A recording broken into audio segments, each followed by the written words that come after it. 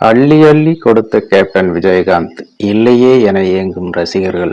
தமிழ் சினிமாவில் மட்டும் இல்லை, தமிழ்நாடு அரசியல் தளத்திலும் அரசியலுக்கு அப்பாற்பட்ட பொதுத்தளத்திலும் தான் வாழ்ந்தவரை தாக்கத்தை ஏற்படுத்தியவர்தான் கேப்டன் விஜயகாந்த் அவர்கள். தமிழக அரசியல் தளத்தில் கிங் மேக்கர் என கேப்டன் விஜயகாந்த் தான் கால் பதித்த இடங்களிலெல்லாம் தனக்கென ஒரு தனி வரலாற்றை உருவாக்கியவர். கேப்டன் விஜயகாந்த் அவர்களின் இயற்பெயர் விஜயராஜ் என்பதாகும்.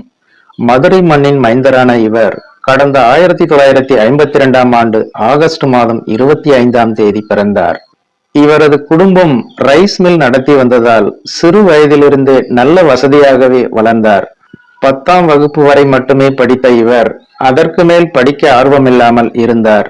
தனக்கு கிடைக்கும் நேரங்களிலெல்லாம் சினிமா பார்த்து வந்த விஜயகாந்த் அதன் பின்னர் சினிமாவில் நடிக்க முடிவு செய்து சென்னைக்கு வந்தார்.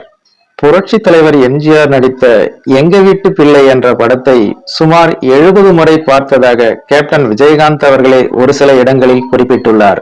சினிமாவில் நடிக்க சென்னைக்கு வந்து வாய்ப்பு தேடிக் கொண்டிருந்த போது இவருக்கு வாய்ப்பு அளிப்பதாக நம்பிக்கை கொடுத்தவர்களும் இறுதி நேரத்தில் சரியாக வசனம் பேச தெரியவில்லை, கருப்பாக வேற இருக்கிறார், இது போன்ற காரணங்களை கூறி நிராகரித்தனர். கதாநாயகனாக நடிக்க வாய்ப்பு தேடிக்கொண்டிருந்த இவருக்கு முதலில் வில்லனாக நடிக்கும் வாய்ப்பு கிடைத்தது. இனிக்கும் இளமை என்ற திரைப்படத்தில் இருந்து தனது சினிமா வாழ்க்கையை வில்லனாக நடிக்க தொடங்கினார் விஜயகாந்த் அவர்கள். அதன் பின்னர் பல வெள்ளி விழா திரைப்படங்களுக்கு கதாநாயகனாக மாறினார். இனிக்கும் இளமை என்ற திரைப்படத்தில்தான் விஜயராஜ் என்ற பெயரை விஜயகாந்த் என மாற்றப்பட்டது. தூரத்து இடிமுழக்கம் என்ற திரைப்படத்தில் கதாநாயகனாக நடித்த கேப்டன் விஜயகாந்த் அதன் பின்னர் தான் பலராலும் அறியப்பட்டார். கேப்டன் விஜயகாந்த் அவர்கள் நடிக்க வாய்ப்பு தேடி சென்றபோது யாரெல்லாம் இவரை பல காரணங்களை கூறி நிராகரித்தார்களோ அவர்கள் அனைவரும் ஒரு கட்டத்தில் கேப்டன் விஜயகாந்த் அலுவலகத்திற்கும் வீட்டிற்கும் படப்பிடிப்பு நடக்கும் இடங்களுக்கும் தேடி வந்து தங்களுக்கு ஒரு படம் நடித்து கொடுங்கள் என வரிசையில் நின்றனர். அவர்கள் யாரையும் நிராகரிக்காமல் அனைவருக்கும் படங்கள் நடித்து கொடுத்தார் கேப்டன் விஜயகாந்த் அவர்கள். ஒரே ஆண்டில் 18 திரைப்படங்களில் நடித்து தமிழ் சினிமாவின் வணிகத்தை அன்றைய காலகட்டத்தில் யாராலும் நினைத்து பார்க்க முடியாத அளவிற்கு கொண்டு சென்றார். நடிகர்கள் ஓய்வெடுக்க கேரவனே இல்லாத காலகட்டம் அது. தனக்கான படப்பிடிப்பு முடிந்ததும் ஒருபோதும் படப்பிடிப்பு தளத்தில் இருந்து வெளியேறாமல் அங்கேயே இருந்து படப்பிடிப்பு பிரச்சனை இல்லாமல் நடக்கின்றதா என்பதை கண்காணிப்பார். தமிழ் சினிமா வரலாற்றிலேயே யாரும் செய்யாததை, செய்ய நினைக்காததை செய்து காட்டினார் கேப்டன் விஜயகாந்த் அவர்கள். அதாவது தமிழ் சினிமாவில் பணியாற்றும் அனைவருக்கும் இலை போட்டு உணவு பரிமாறப்பட்டது கேப்டன் விஜயகாந்த் படப்பிடிப்பு தளத்தில்தான். அதன் பின்னர் தான் மற்றவர்கள் இதனை பின்பற்ற தொடங்கினர்.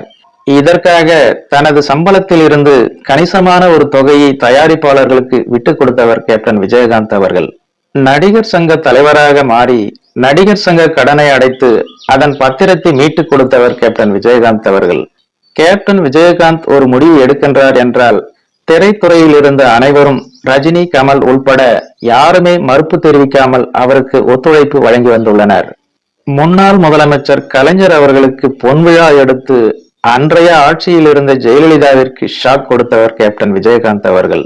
சினிமா துறையில் கிங் மேக்கராக இருந்த விஜயகாந்த் தேமுதிக என்ற கட்சியை 2005ஆம் ஆண்டு தொடங்கி அரசியலில் களமிறங்கி கடந்த 2011ஆம் ஆண்டு அதிமுக ஆட்சியில் அமர முக்கிய காரணமாக இருந்தார்.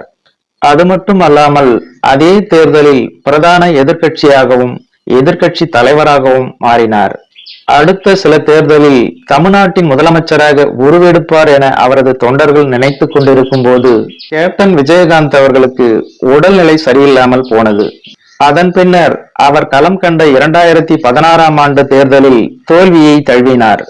அதன் பிறகு அவரால் அரசியலில் முன்பு போல் களமாட முடியவில்லை.